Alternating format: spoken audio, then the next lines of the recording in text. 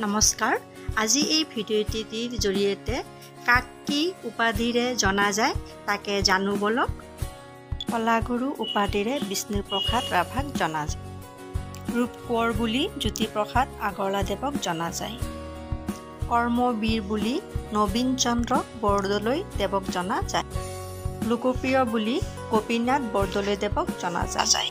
দেৱভক্ত বুলি তৰুণৰাম ফুকনদেৱক জনা যায়। ত্যাগবীৰ হেমচন্দ্ৰ বৰুৱাদেৱক জনা যায়। নটসূৰ্য বুলি ফণী শৰ্মাদেৱক জনা যায়। সাহিত্য ৰত্ন বুলি চন্দ্ৰধৰ বৰুৱাদেৱক জনা যায়। অগ্নিকবি কমলাকান্ত ভট্টাচাৰ্যদেৱক জনা যায়। অসম কেশৰী অম্বিকাগিৰি ৰায়চৌধুৰীদেৱক জনা যায়। কবিতা কোঁৱৰ অম্বেশ্বৰ চেতিয়া ফুকনদেৱক জনা যায়। উপন্যাস সম্ৰাট হিচাপে ৰজনীকান্ত বৰদলৈদেৱক জনা যায়।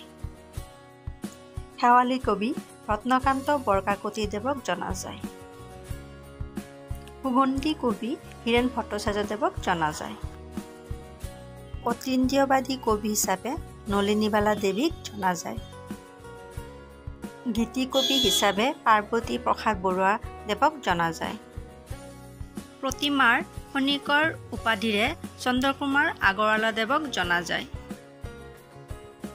বনফুলৰ কবি হিচাপে যতীন্দ্ৰনাথ দুৱৰাদেৱক জনা যায়। বিহগী কবি উপাধিৰে ৰঘুনাথ চৌধুৰীদেৱক জনা যায়।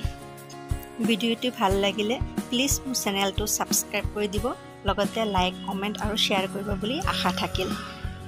ধন্যবাদ।